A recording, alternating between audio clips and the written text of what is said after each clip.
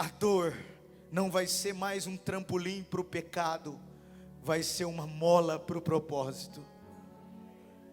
Você vai mudar o salto, você vai pegar tudo que você viveu de ruim, vai convergir em amadurecimento e vai dizer: eu decido viver essa nova realidade. Eu não quero saber do que eu passei naquele processo do deserto. Agora eu estou na frente do muro de Jericó e eu vou acessar a terra que me foi estabelecida. Querido, 12 espias olharam a terra nova, mas somente 2 viram o novo com mentalidade nova. Você está entendendo isso?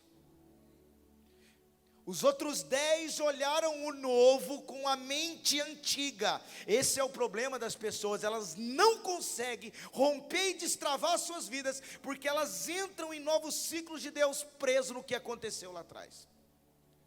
Mas aqueles 2 que olharam o novo, não na ótica da circunstância, mas na ótica do propósito, eles acessaram verdadeiramente aquilo que Deus estava propondo.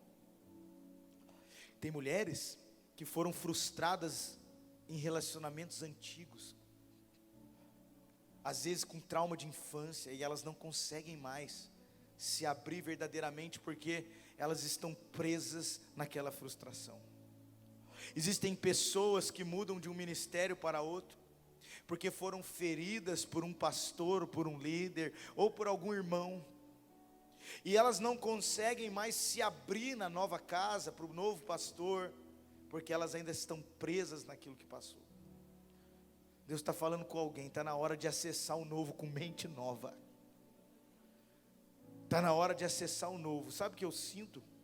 Já eu vou começar o que eu ia pregar, mas eu sinto que hoje Deus marcou um encontro de nós com o Rê. Você conhece o Rê?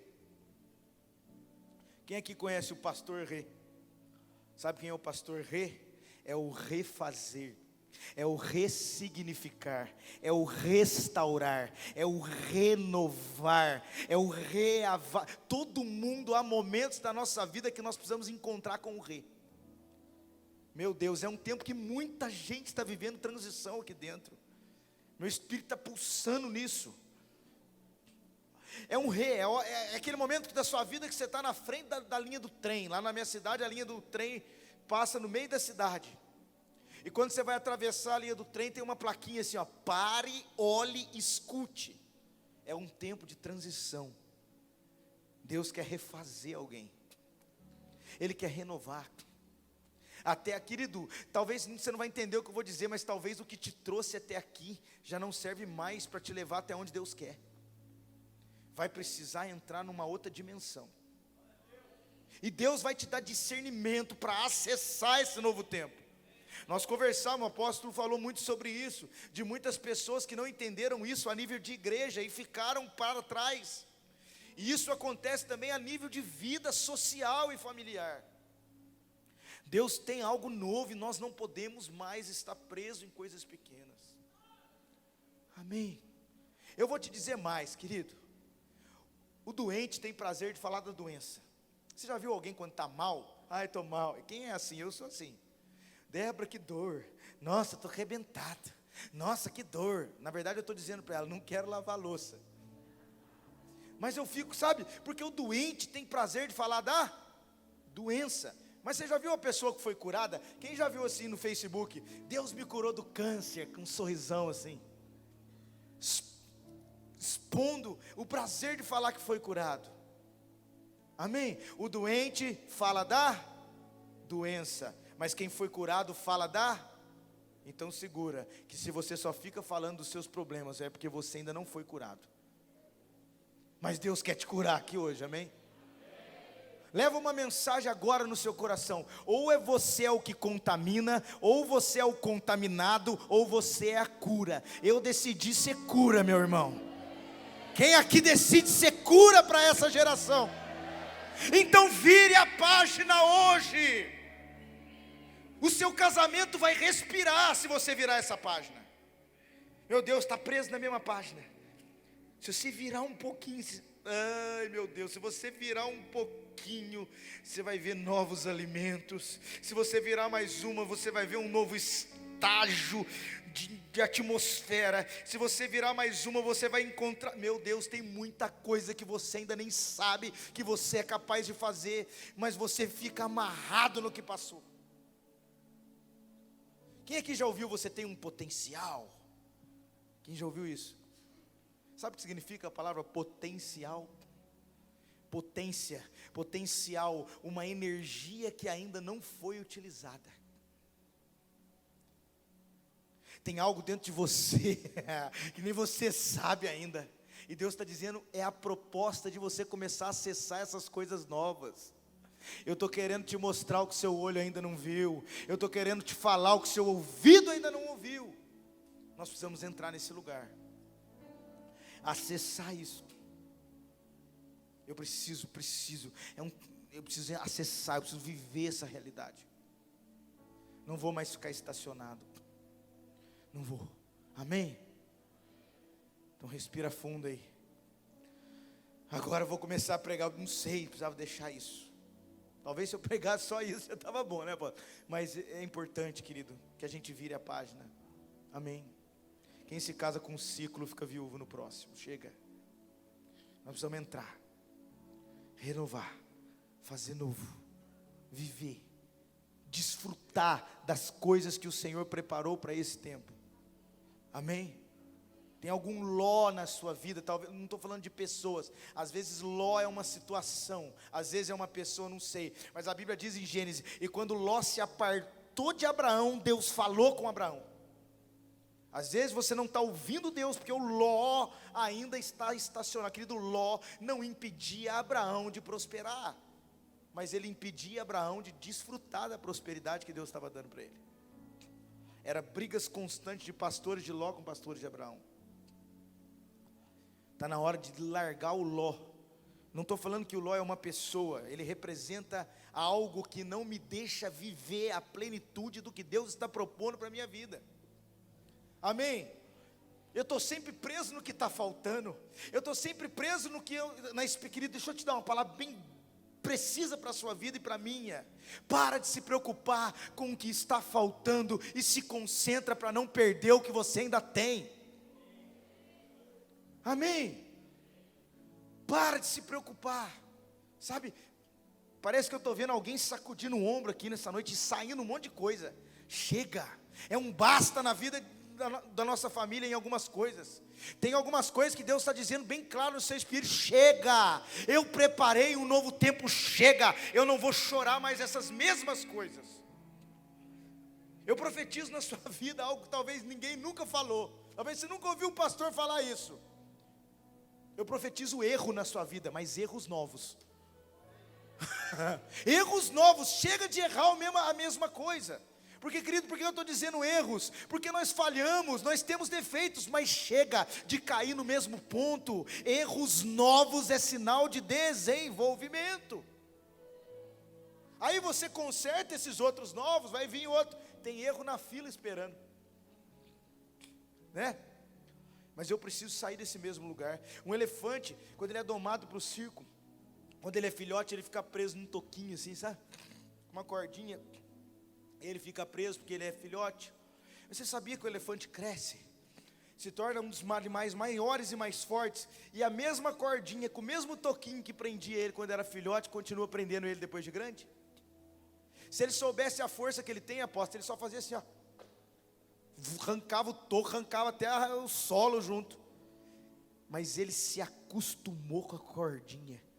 Meu Deus, alguém está entendendo aqui. Alguém está entendendo que tem coisas na sua vida que parece que se acostumou. São cordinhas que tipo, é a mesma briguinha por causa do mesmo assunto, é a mesma recaída na mesma coisa, é a mesma situação quando a família da mulher entra, quando a família é a mesma. Não, Deus está dizendo para você, eu vou te dar uma tesoura no espírito, para você cortar essa corda e sair desse lugar de uma vez por todas. Erros novos, perspectivas novas, querido. Amém? Não que eu quero que você erre, você entendeu? Amém? para você sair desse lugar, em nome de Jesus. Sabe aquele sentimento? O nosso Deus é especialista em fazer isso. Ele acalma quem está muito desesperado, mas Ele também agita quem está muito acomodado no mesmo erro. Um navio no porto, ele é seguro, querido, mas ele não foi feito para isso. Ele foi feito para ondas, desafios. Talvez os traumas fez com que você estacionasse o navio. Não, eu não vou mexer com isso. Eu não vou mexer com isso não, não vou mexer. Vai mexer sim, porque Deus está cutucando você. Você vai mexer para sair desse lugar e entrar num lugar que Deus já preparou para você, muito maior do que você imagina. Amém? É sair do conforto do mesmo e entrar no confronto do diferente.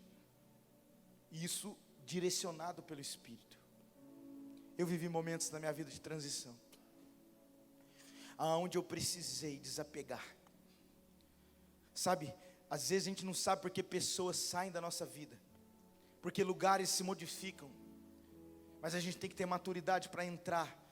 Você lembra de Gideão, quando ele foi destruir, os midianitas eram 300, mas quando ele foi destruir o altar de Baal, Deus falou, chama 10, ou seja, esse vai, esse não vai, esse pode, esse não vai estar, é só 10, porque há lugares que Deus vai levar você, que não cabe todo mundo que está com você, e você tem que ter maturidade para entender isso.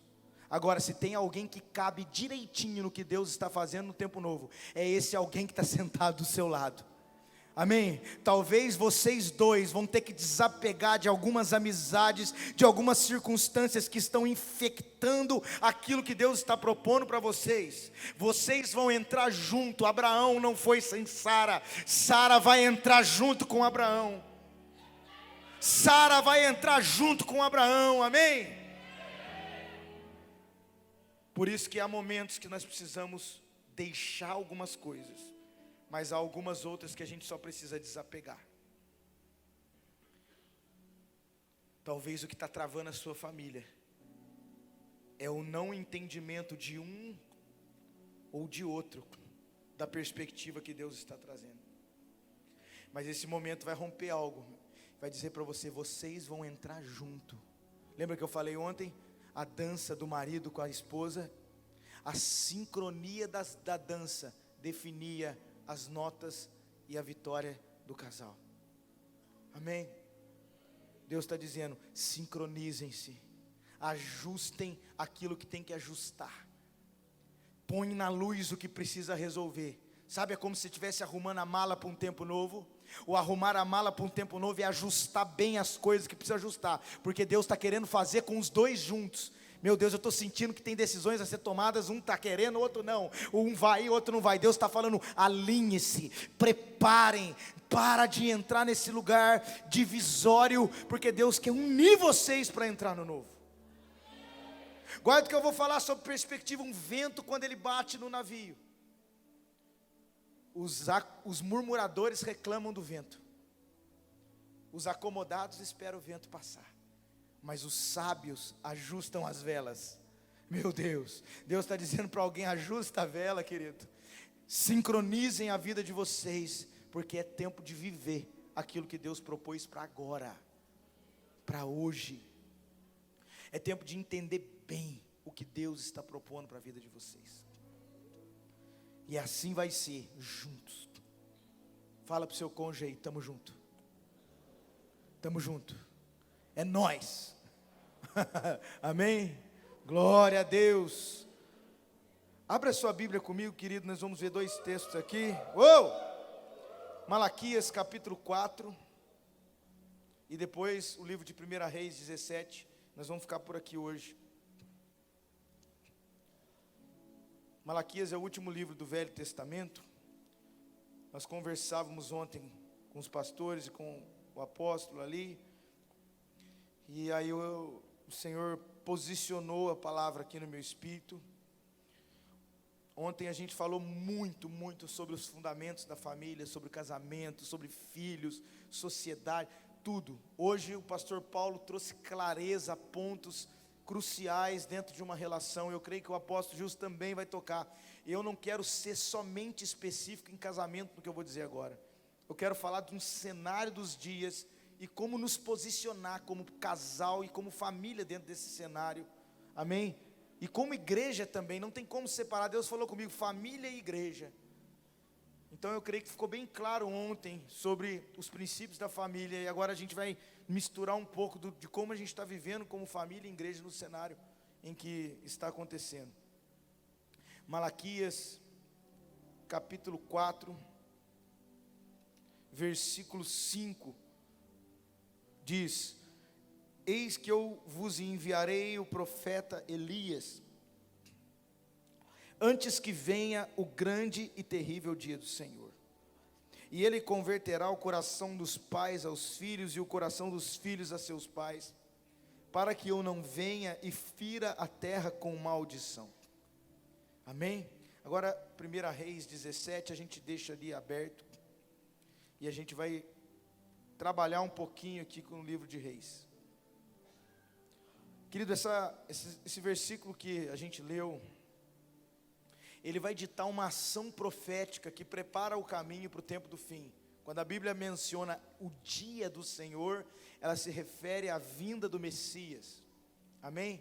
A volta de Cristo, o estabelecimento, o cumprimento do propósito do reino do Senhor, a consumação. Atos 3:21 vai falar da restauração de todas as coisas. Jesus não vem restaurar somente o homem, ele vem restaurar toda a humanidade. Antes de Jesus derramar o seu sangue na cruz pela humanidade, ele suou gota de sangue no Getsemane. Ele estava declarando: eu não estou sarando só a humanidade, eu estou curando a terra. Amém? Porque a terra se fez maldita pelo erro do homem. O sangue, antes de curar a humanidade, ele restaurou o jardim. Foi por isso, querido, que aquela mulher, quando ela viu Jesus, ela pensa que é um jardineiro. Ah, querido, é o último Adão, aquele que veio para a restauração de todas as coisas. Mas isso é uma matéria para uma outra proposta. Vamos dizer aqui sobre essa ação profética que vai restaurar a paternidade. O apóstolo falou coisas muito preciosas sobre isso, ali conosco na mesa, sobre a restauração da paternidade, a conversão de coração de pai com filho, de filho com pai. Querido, a voz profética que prepara o tempo do fim está consertando família. Tem muito profeta aí hoje batendo em sistema de Baal, brigando com religião. É fato que a gente viveu um tempo de desconstrução, mas a voz profética que prepara os dias do Senhor vai alinhar as famílias. É por isso que essa palavra está crescendo de forma precisa pela nação, pelo mundo. Amém? Nós vamos alinhar a família. E eu comecei a tentar entender. Falei, Deus me levou ao tempo de Elias, para tentar entender por que Deus traria de volta uma ação profética que restauraria famílias. Eu comecei a encontrar nos dias de Elias coisas muito semelhantes ao que a gente vive hoje. E Deus me deu alguns posicionamentos para que nós tenhamos como família. Tudo que eu pregar aqui hoje é como cristão e como família posicionado diante dos dias. Você vai ver no tempo de Elias, a ação de Baal, né, uma entidade, um deus falso, representado por entidades como Belzebu, Astarote, Asmodeu, Leviatã. Algumas dessas entidades você encontra elas mencionadas nas escrituras, como por exemplo Leviatã, descrito em Jó 42, como por exemplo o papel aí de todas essas essências. Alguns são muito bem citados na Bíblia, representam ações espirituais. E dentre essas ações, fala de orgulho. Dentre essas ações, fala de sensualidade, de operação que cria uma resistência de fé ao verdadeiro Deus. O cenário do povo, na época de Elias, era um povo em dúvida. A Bíblia diz que eles cocheavam em dois pensamentos, ora queriam Deus, ora queriam Baal. Era uma época marcada, querido, por Jezabel e Acabe. Tudo que eu falei ontem, mulheres controladoras, manipuladoras. Jezabel representa o espírito de falsa profetisa, sensualidade, controle e manipulação. É o cenário desses dias. Mulheres fortes e homens como Acabe. A marca de Acabe é a omissão. Homens fracos, omissos. É uma característica muito clara daquilo que a gente vive hoje. E o que me chama a atenção, no capítulo 16 de 1 Reis, no versículo, virou a folha aqui, peraí. No versículo 25, vai falar do pai de Acabe. Acabe é a autoridade daquela época. E fez honre o que era mal aos olhos do Senhor. E ele fez pior do que todos quantos foram antes dele. E o versículo 29 fala: e Acabe, filho de Onre, começou a reinar sobre Israel. Querido, Acabe era a autoridade daqueles dias. E ele representa, além de um homem fraco, numa sociedade duvidosa, num espírito de divisão, orgulho e dúvida, ele representa a deterioração da paternidade. O pai de Acabe foi o rei que fez pior do que todos os outros. Aquela geração do tempo de Elias, agora conecte isso com os tempos que vão ser preparados pelo profeta Elias para converter o coração dos pais com os filhos. É muito parecido com hoje, uma geração marcada pela falta da paternidade. Eu fico imaginando o cenário que vivia Israel nessa época. Porque um rei reproduz um povo segundo o seu modelo, amém? Um líder. Eu imagino que os homens eram fracos, porque Acabe tinha essa característica. Eu imagino que a influência de Jezabel nas mulheres era terrível. E a falta de paternidade.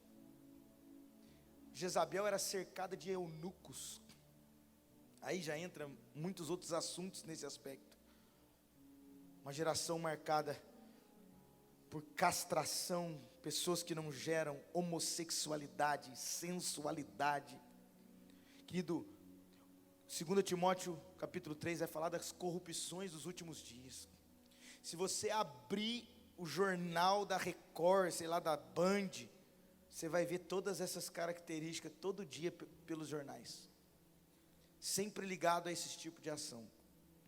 E para mim, uma das maiores responsáveis, um dos maiores responsáveis por essas situações, é a falta da paternidade. Você sabia? Eu tinha notado aqui, eu não trouxe os índices. Você sabia que 40% das crianças no mundo não tem pai? Ou não tem a presença do pai? Dos moradores de rua, 90% não teve a presença do pai.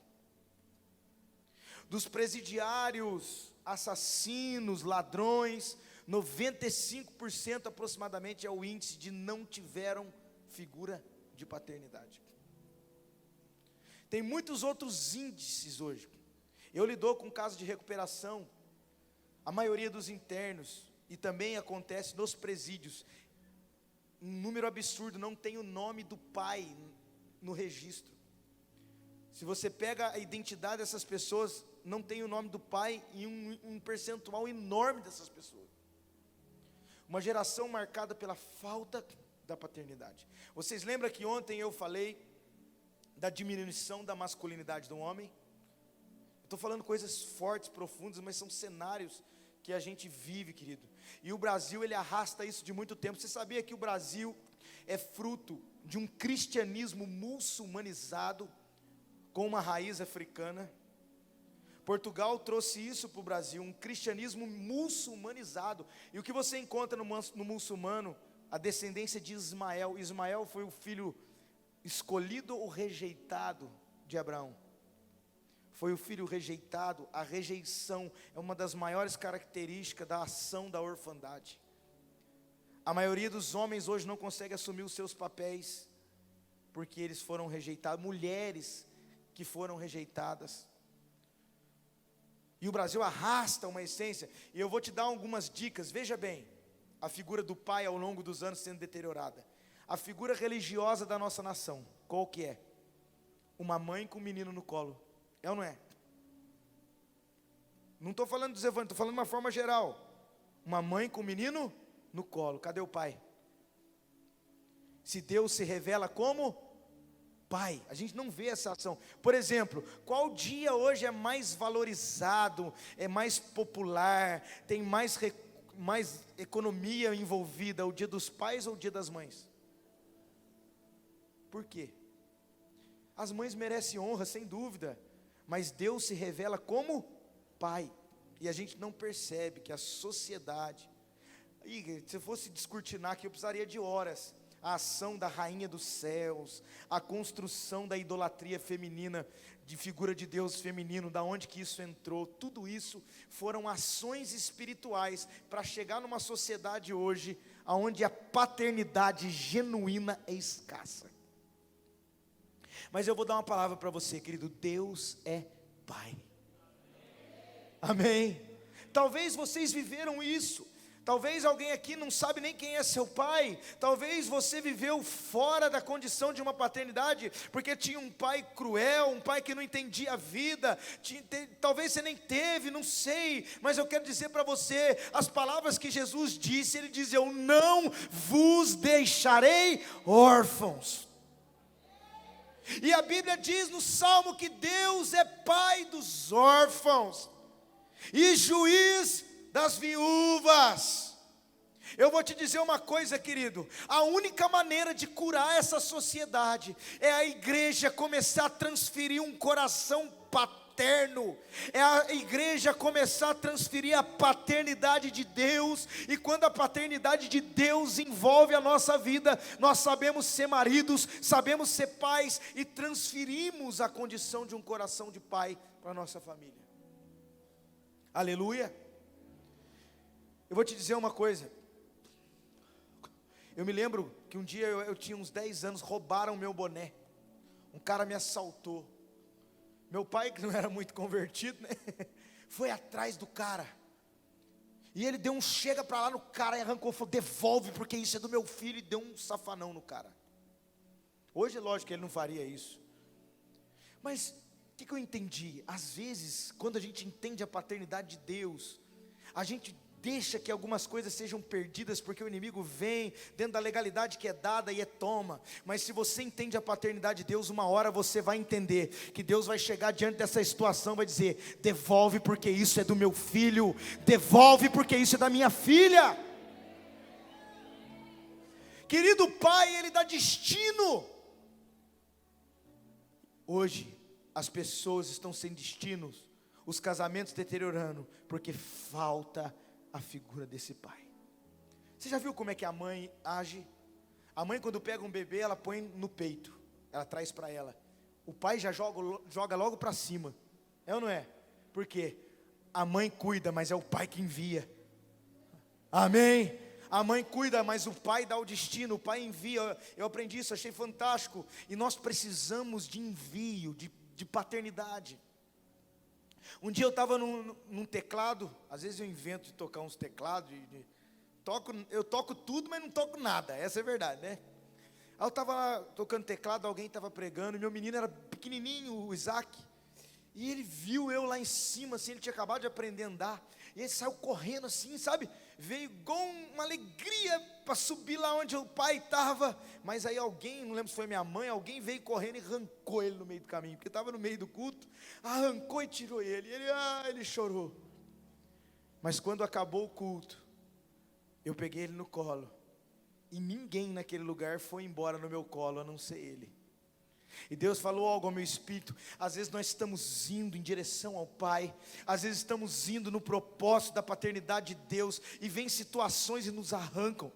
A religiosidade tenta arrancar, os problemas familiares tentam arrancar, os problemas do passado tentam arrancar, as coisas vêm no meio do caminho, parece que mas eu quero dizer uma palavra, quando você entende a paternidade de Deus, não importa o processo do meio do caminho, no final do culto você vai embora no colo do Pai, você vai ter a paternidade de Deus curando e cuidando da sua família. Elias era filho do pior rei que já passou.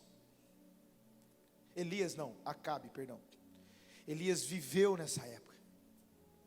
E veja, no capítulo 17, no versículo 1, vou falar dos posicionamentos agora.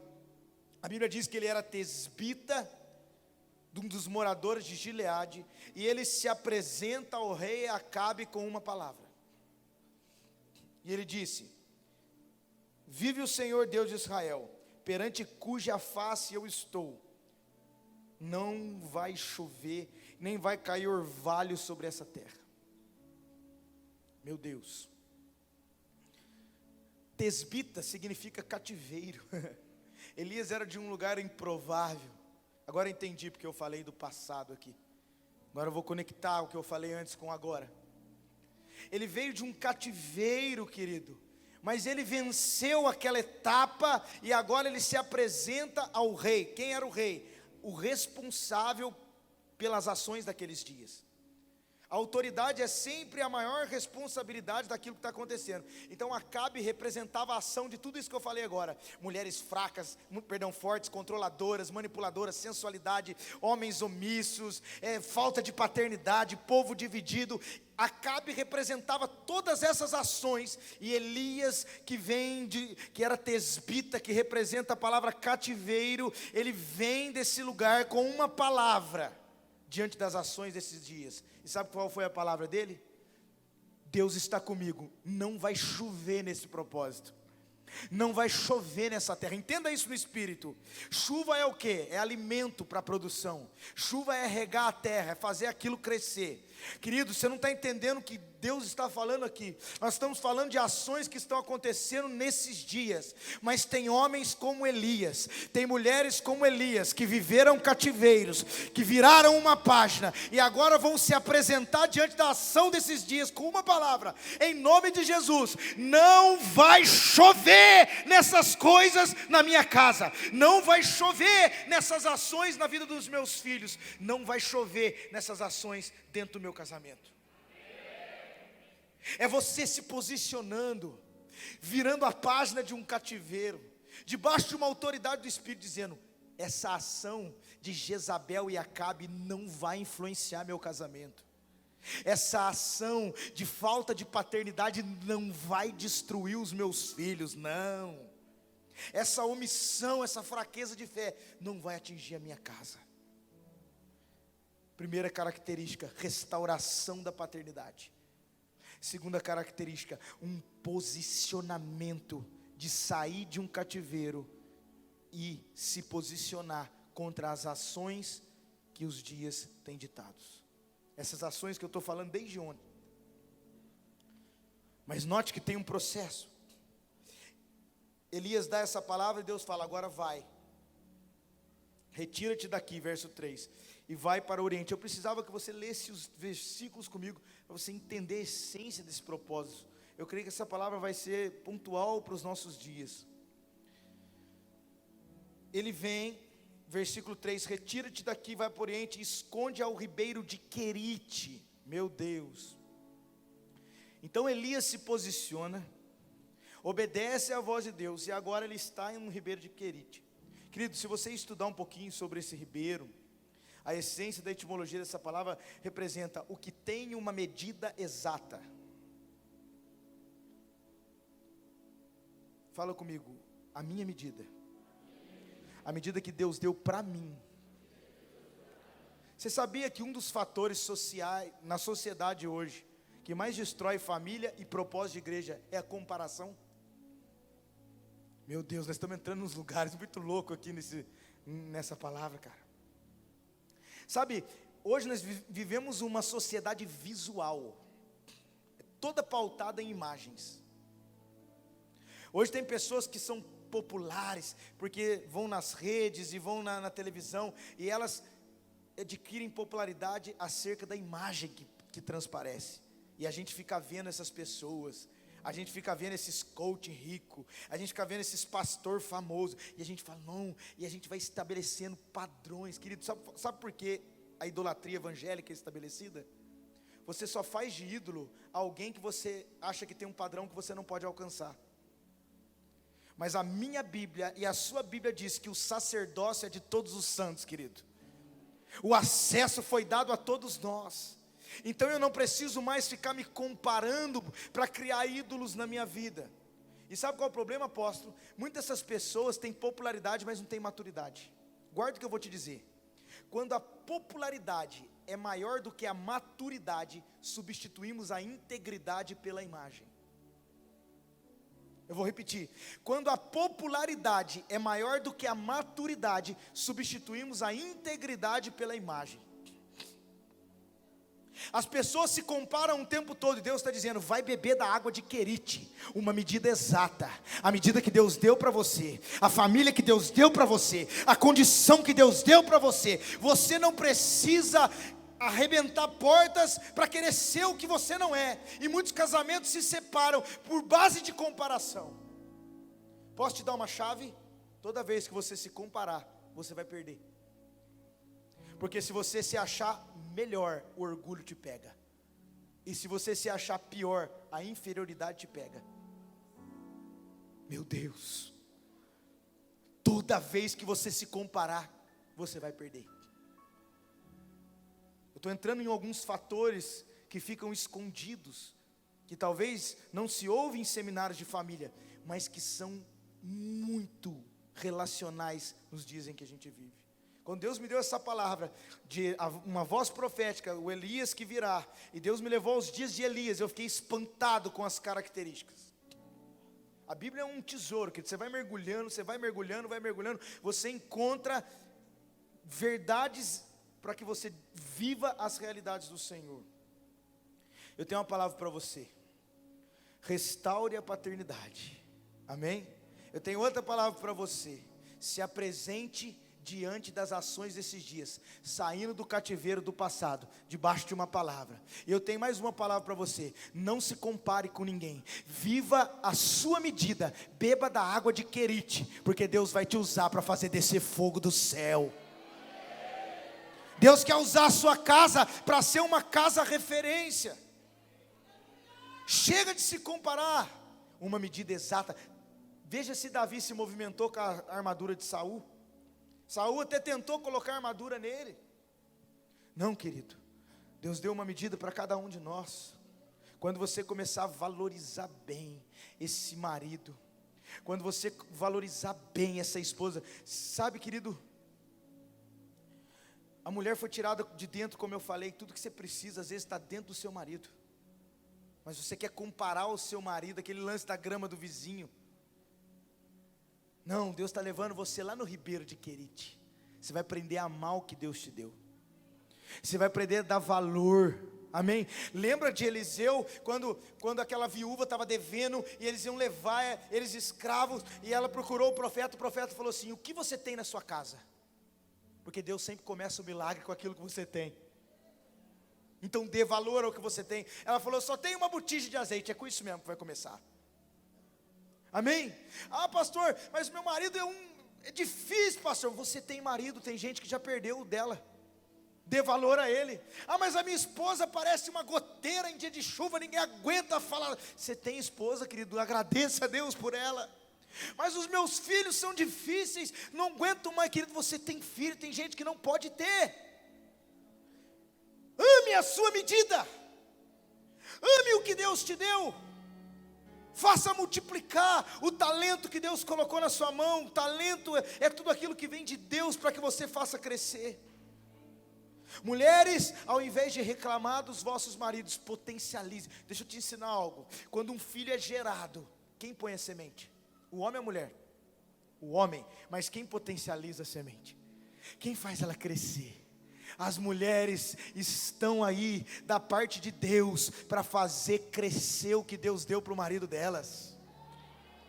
Eita glória! Agora deixa eu te perguntar, o que você está fazendo com a semente do seu marido? Eu vou dar uma ordem para as mulheres aqui nessa tarde, amém? Não fala mal do seu marido para ninguém. Você não está aqui para deteriorar a figura do seu marido, para fazer crescer. Fale para ele: você está errado. Converse com ele, ajude, trate. Ele pode não ser perfeito, ajuda ele, vai tratar com ele, mas potencializa a semente. Amém? É a medida que Deus te deu, querido. Casar é extrair o melhor daquilo que Deus te deu. Um dia o irmão falou bem, pastor, eu vou separar da minha mulher. Eu falei, por quê? Ele falou assim, porque quando eu casei eu não amava ela. Eu falei, você não amava? Tá bom, então vamos ler a Bíblia aqui, ó. Deus não mandou você casar com quem você ama. Deus mandou você amar com quem você casou. Então vai que é tua, Tafarel! Aleluia! Não, eu vou amar, Deus me deu. Amém? Sabe o que é isso? É valorizar a sua medida. Chega desse mundo visual, chega de comparação, isso está destruindo família. Você acha que as pessoas são o que a rede social dela apresenta? Você acha? Às vezes seu marido tem defeito, sua esposa tem defeito, às vezes não tem, todo mundo tem muito. Mas aí você fica olhando o outro, nossa, olha lá ela lá, ó. Olha lá o casamento dele. Aí você vai, larga, vai casar com o outro. Aquele ali não era tão perfeito, mas agora você casa com o outro, está te dando tapa na cara, dando soco em você. Eu cansei de atender gente assim, querido, que trocou o casamento e agora pegou um vândalo, que vendeu uma proposta para ela de belezinha, de princesinha. E eu já vi isso com um homem também, que abandonou aquela mulher. Meu Deus, aquela mulher que dava o pedaço do bife que era dela para você comer. Você comia o seu e comia o dela. E agora você está aí, bonitão com a menininha mais nova. Querido, essa menina vai passar a perna, você vai te dar um rodo. Foi isso que eu já falei com algumas pessoas. A Bíblia fala de amar a mulher da tua mocidade. Sabe o que é isso? Água de Querite, valorizar a sua medida. Em nome de Jesus, amém? Então depois, o ribeiro secou. Por que o ribeiro secou? Porque Elias precisou viver a profecia que ele pregou. Não vai chover, secou o ribeiro, acabou a água dele também. Está na hora da gente viver a medida que a gente prega, querido. Amém? Você só pode pregar o que você já foi pregado. E ele vai, e Deus fala para ele, agora vai. Porque eu já dei ordem aos corvos que te sustentem. Meu pai, esse versículo mexe comigo. Vai porque eu já dei ordem aos corvos que te sustentem. Aprenda algo, toda vez que Deus diz vai, Ele já deu uma ordem na frente, para quem vai prover, para quem vai vir, para aquilo que vai se conectar naquilo que Ele quer fazer na sua vida. Se Deus falou vai, Ele já deu uma ordem lá na frente, querido. E Elias foi, e a Bíblia fala que ele vai parar em Sarepta, versículo 9. Aí vem algo muito profundo, porque Sarepta significa crisol. O que é crisol? Crisol é um recipiente onde o ouro e a prata passam pelo fogo. Amém? Crisol é um lugar de purificação. E nós vivemos uma sociedade que não quer encarar processo. A maioria dos casamentos se sucumbe porque não querem encarar processo. Não querem viver a realidade. É mais fácil largar. Querido, casamento é purificação. É aperfeiçoamento diário. É passar pelo fogo. E eu sei que talvez alguns de vocês estão vivendo um momento, seja no casamento, ou seja na sua vida pessoal, ou seja até numa estrutura coletiva, talvez vivendo um momento de fogo. Eu quero te dizer algo, às vezes Deus permite, querido. Qual foi o preço da obediência de Sadraque, Mesaque e Abednego? Eles obedeceram a Deus, qual foi o preço? Fornalha. Tem gente que está assim, meu pastor. Está na fornalha porque obedeceu a Deus. Meu Deus, tem alguém assim? Você está obedecendo a Deus e parece que você está no meio do fogo. Mas a Bíblia diz que Nabucodonosor olha e fala, uai, eu joguei, tô louco, Nabucodonosor mineiro agora, uai. Ele disse, uau, eu joguei 3 no fogo e eu estou vendo 4. E aquele que está com eles parece Deus. Querido, preste atenção, a mesma certeza que foi Deus que te pôs no fogo, é a mesma certeza que Ele está lá dentro do fogo com você. Deus não impediu Sadraque, Mesaque e Abednego de entrar na fornalha, mas Ele protegeu do fogo para que o fogo não queimasse. Ele não, ou seja, Ele permitiu, mas protegeu. Não deixou. Daniel, ele não impediu Daniel na cova, mas ele não deixou os leões comê-lo. Deus permite, mas protege. Meu Deus, eu vou repetir isso, meu Deus. Deus permite, mas protege. Tem coisas que Deus permitiu na sua vida, que faz parte desse momento de sarepta que seu casamento está vivendo, faz parte desse momento de sarepta que a sua vida está vivendo. Deus permite, mas protege, porque a vontade de Deus nas nossas vidas não anula postos e prisões. Quem sabe Bíblia vai entender, mas garante o palácio. A vontade de Deus na nossa vida não anula gigante, mas garante o trono.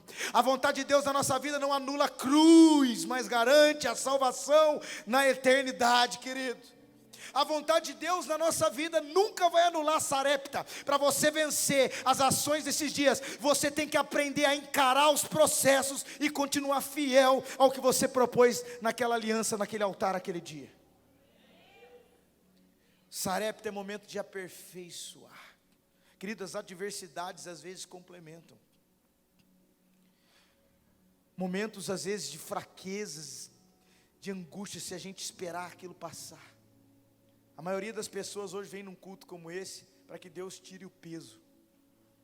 E se eu disser para você que às vezes Ele não quer tirar o peso, Ele quer fortalecer seus ombros. Você fala, Deus, tira o peso. Ele fala, não, vou fortalecer seus ombros. Você fala, Deus arranca. Apóstolo Paulo, 2 Coríntios capítulo 12, a partir do versículo 7, um espinho na carne de Paulo. E Paulo fala 3 vezes, Deus, Jesus, tira isso de mim. Diz, não, a minha graça te basta, e o meu poder se aperfeiçoa na sua fraqueza. Você está em Sarepta, porque Deus quer que o seu casamento salve outros casamentos. Meu Deus, ferida cicatrizada é cura, meu irmão. É cura para outras pessoas. Que ambiente é esse? Então de Sarepta, quem ele encontra lá? Uma viúva. Aqui tem mais uma chave. Ele encontra uma viúva. E ele fala, o que você tem aí? Viúva não tinha nada. Ela só tinha um pouquinho de farinha e um pouquinho de azeite. Fala comigo, farinha e azeite. A palavra, farinha, alimento sólido, palavra, azeite é unção, um pouquinho. Então o profeta olha aquela situação dela, o que você vai fazer com isso? Vou fazer a última porçãozinha, vou comer com meu filho, nós vamos morrer. Aí o profeta vem com uma, ele fala assim, então faz o seguinte, pega isso aí que você tem e faz para mim primeiro. Alguém já pensa, lá vai esse pastor querendo roubar meu dinheiro, né? É o único negocinho que eu tenho, ele está falando fazer para ele primeiro. Mas Elias não era só um homem, querido. Ele representava a voz de Deus na nação. Tenta entender isso comigo. Não é um homem que está dizendo, é Deus que está dizendo, faz para mim primeiro. Olha Deus falando com alguém aqui, faz para mim primeiro. Mas é só esse tempinho que eu tenho, faz para mim primeiro. Mas é só esse pouquinho que eu tenho, faz para mim primeiro. E o texto continua dizendo, não faltará mais azeite e nem farinha na tua casa, até que se chova diante dessa terra. Você quer enfrentar as ações desses dias e proteger a sua família? Alinhe as suas prioridades. Faz para mim primeiro. Alinhe as suas prioridades. Talvez o casamento está fraco para que a prioridade foi trocada. A Bíblia diz que não se pode pôr um outro fundamento. 1 Coríntios 3,11. A não ser o que já foi posto, Cristo. Que do que é o fundamento numa construção? É o primeiro. A palavra fundamento, é o primeiro que é construído, é o fundamento. Quando a Bíblia diz, não se pode pôr um outro fundamento, a gente entende, não se pode colocar um outro primeiro. A prioridade é Ele. Imagina que esse púlpito é um fundamento. E na nossa vida, e Ele é Cristo, amém? O fundamento. Mas aí você constrói o quê? Família, casamento, está aqui, em cima do fundamento. É assim que nós temos que construir, em cima de Cristo. O que mais que você tem na sua vida? Sei lá, vida profissional, está aqui. Todo mundo tem isso. Amizades, igreja, ministério, aqui no fundamento. A questão não é tudo isso aqui tem que ter. A questão é o que aqui é o primeiro. Faz para mim primeiro. O que eu vou falar agora é um pleonasmo, mas você vai entender. A coisa principal é fazer da coisa principal a coisa principal. É principal colocar Deus como princípio, a essência. Mateus 6,33, buscar em primeiro lugar o reino dos céus e a sua justiça, e estas demais coisas vos serão acrescentadas. Deus está falando, faz para mim primeiro, alinha a prioridade dessa casa, coloca Deus no centro, volta à mesa, o cordeiro no meio da mesa. Não vai faltar palavra e não vai faltar azeite na sua casa, contra as ações desses dias. Sabe o que a gente precisa, apóstolo? Contra essa ação jezabélica de hoje, contra esse espírito de Acabe nos homens, contra essa falta de paternidade, como Acabe viveu, a gente precisa de homens e mulheres com farinha e azeite, meu irmão. Homens e mulheres que vão sustentar seus filhos com farinha e azeite. Mas olha, na escola do meu filho está acontecendo isso. O YouTube está passando música do Bob. O YouTube está passando aquela boneca do suicídio. Mas não importa, os meus filhos estão comendo farinha e estão regados no azeite. Recebe isso na sua casa. Filhos crescendo debaixo de farinha e azeite, porque nós vamos fazer para Ele primeiro. Isso vai curar a nossa vida. Isso vai curar a nossa casa. Então, a Bíblia diz que essa viúva é abençoada pelo Senhor. Ela passa uma situação com um filho que para mim também é muito profético, porque o profeta se debruça 3 vezes sobre aquele menino. Isso fala de um alinhamento profético, mas é uma história para uma outra. Quero focar aqui nos dias e na família. E aí então, chega a hora de Elias partir para um próximo passo contra as ações daqueles dias. A Bíblia diz no capítulo 18 que ele se encontra com Obadias. Obadias significa servo. E a Bíblia diz que Obadias, capítulo 18, verso 4, ele escondeu os profetas que Jezabel estava perseguindo para matar. E sabe como que ele sustenta esses profetas? Com pão e água. Palavra e santificação. Meu Deus, escuta o que eu estou te falando, querido. Num tempo onde os homens são omissos, as mulheres com sensualidade, controle, manipulação, a falta de paternidade, as ações de uma igreja se esfriando, existem profetas escondidos. Tem 7.000 que não se dobrou. Eu estou aqui, querido, por causa dessa palavra aqui, ó. Deus falou ao meu espírito, apóstolo, eu vou começar a unir nessa nação Elias com Obadias. Deus já promoveu no espírito o encontro de pessoas-chave que vão trazer um prumo para a fluência e a manifestação de Deus para a igreja nesse tempo. É gente que está escondida, querido. Tem muita gente aqui que está escondida, mas é escolhida pelo Senhor. O Senhor está virando uma chave. Ele está começando a tirar as flechas escondidas. Isaías fala das flechas na aljava do valente.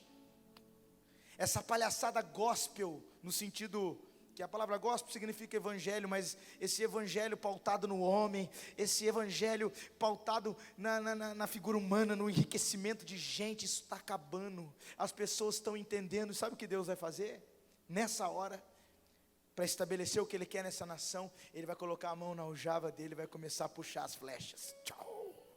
Obadias, tem muito profeta escondido sendo sustentado a pão e água. Já faz tempo que a palavra é valorizada nesse lugar. É a essência da santificação. É gente que ainda prega o genuíno, prega a verdade, prega a santidade. Estão escondidos. Elias está passando. Ele vai se encontrar com Obadias, para que algo seja estabelecido. Então eles vão e Elias toma a decisão. Vamos para o Monte Carmelo. Engraçado que ele fala que Elias era dito como perturbador de Israel.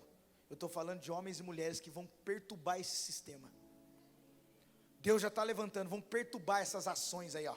Todas essas ações que eu estou citando, já tem gente chave estabelecida por Deus para destruir essas ações. Querido, é tão forte que as nossas últimas eleições, elas não foram ganhas por conta de saneamento básico, saúde, educação, segurança. O que definiu o resultado das nossas eleições foi família, sexualidade, criação de filhos, casamento. Essas coisas que definiram o resultado deles. Deus virou uma chave no governo, querido. Foi porque Deus encontrou Elias com Obadias. Por um tempo no Brasil a igreja começou a orar. Escuta o que eu vou te falar, vou te dar uma chave bíblica. Jesus, quando entra em Jerusalém, montado num jumento, que aquelas pessoas estavam com ramos nas mãos, dizendo Hosana, Hosana, Hosana. Aquilo nada mais era que uma manifestação política. Aquelas pessoas estavam insatisfeitas com aquele governo, e elas estavam querendo um novo rei, que viesse resolver aquilo. É ou não é verdade? Elas esperavam Jesus fosse um justiceiro, alguém que ia chegar arrebentando com tudo. Mas Jesus não se deteve nessa manifestação. Se você olhar o contexto, ele vai direto no templo, apóstolo. E ele corrige a corrupção que estava acontecendo dentro do templo.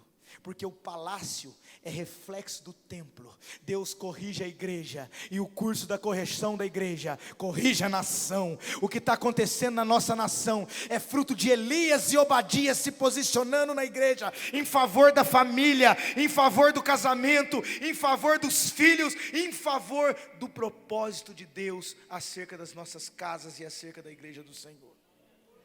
Eu nunca vi tão fortemente encontros de Elias com Obadias como nesse tempo. Sabe o que Elias então faz? Eu vou chegando para o fim. Eles sobem no Monte Carmelo, que fala de semeadura. Você quer matar tudo isso? É só semear sementes de Cristo.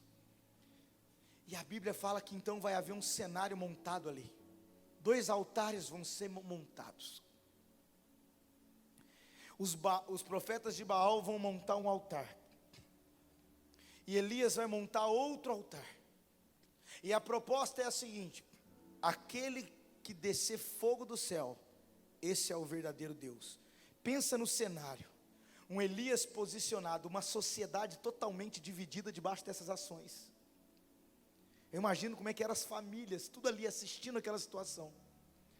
Então primeiro vai os profetas de Baal, e eles começam a rodar ali e gritar: Baal, Baal, me responde.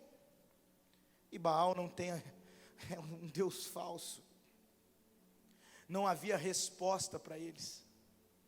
Então a Bíblia diz, preste muita atenção nisso, que eles começam a se cortar com lâminas, se ferir e se banhar nas feridas para chamar a atenção de Baal.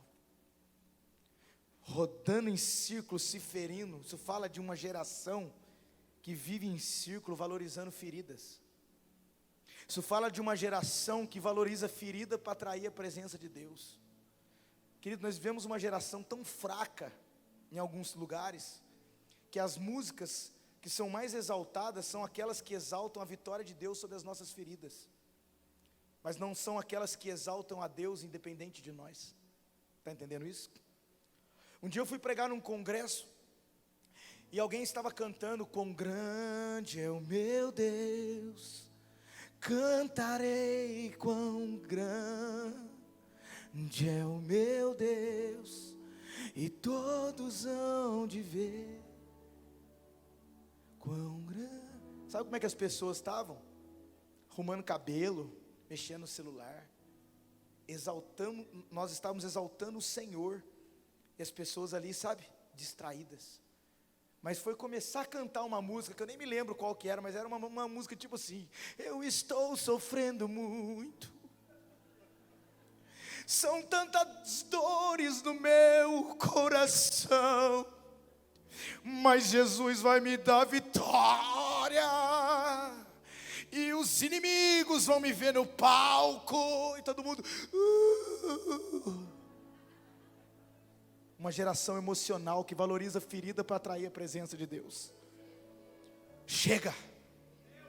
Quando Jesus foi levantar a filha de Jairo, quem estava lá? As carpideiras, chorando, uma geração chorando. Então Deus tira o chorão e entra com os íntimos, a família e os discípulos. Talita cumi. E a menina, meu Deus, Deus está fazendo isso nos púlpitos da nossa nação. Ele está tirando os emocionais e vai colocar os íntimos, porque é assim que o fogo vai descer, meu filho.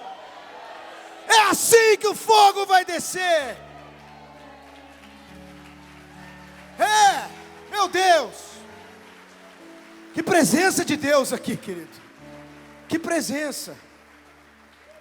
É assim que nós vamos curar essa geração. É assim que a nossa casa vai ser estabelecida. A gente vai parar de mover nossas relações, vida e igreja, acerca de feridas e emoções, e vamos começar a estabelecer um altar para Deus. Enquanto os profetas de Baal estão valorizando feridas para atrair a atenção de Deus, tem o Elias aqui do outro lado. Sabe o que Elias está fazendo? Ele está colocando 12 pedras, número de governo, meu Deus. E ele faz uma vala, um rego em volta do altar e despeja água, meu Deus. Ele quer que fogo desça e ele põe água. Porque enquanto tem uma geração valorizando ferida, tem uma geração preparando o ambiente para o milagre. Enquanto tem uma galera reclamando dos problemas do casamento, vivendo trauma do passado, tem marido e mulher orando, tem família acreditando, estabelecendo um ambiente para Deus curar o filho, para Deus trazer a família, para Deus unir a igreja. Então Elias faz uma oração curta. Olha que, se fosse hoje eu ia falar, nossa, esse cara não tem nem... Olha a oração de Elias: Deus, me responde. Faz esse fogo descer para esse povo ver que tu és Deus. Nossa, que oração espiritual, apóstolo. Mas a Bíblia diz que o fogo... A Bíblia diz que o fogo desceu e consumiu toda a oferta. Preste atenção, querido. Quem só tem uma oração curta e poderosa em público, quem tem uma comunhão longa e poderosa no secreto. Você quer curar a sua vida? Você quer ter a sua casa estabelecida no altar? Intimidade com Deus. Ouça a voz de Deus. A Bíblia diz que o fogo desce. Eu vou encerrar aqui. Sabe o que o povo começa a dizer? Sabe o que a sociedade contra as ações desses dias vai começar a dizer? Se nós nos posicionarmos como Elias, sabe o que o povo começou a dizer? Eles começaram a dizer assim: só o Senhor é Deus. Só o Senhor é Deus. Só o Senhor é Deus. Uma geração foi curada porque um homem e uma geração se posicionou. E a Bíblia volta ao início que a gente leu. Antes do grande e terrível dia do Senhor, virá o profeta Elias, e ele converterá o coração dos pais para com os filhos, e dos filhos para com os pais. Quer salvar a sua família? Quer vencer as ações desses dias? Quer manter a sua casa dentro do propósito?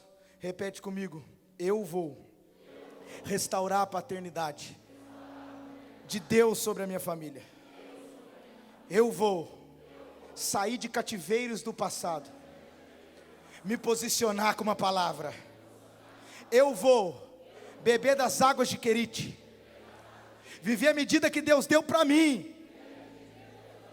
Eu vou encarar os processos de Sarepta e não vou abandonar o barco. Eu vou fazer primeiro para Deus. Vou encontrar com os Obadias, parar de valorizar a ferida e estabelecer um altar de intimidade. Eita! Glória a Deus.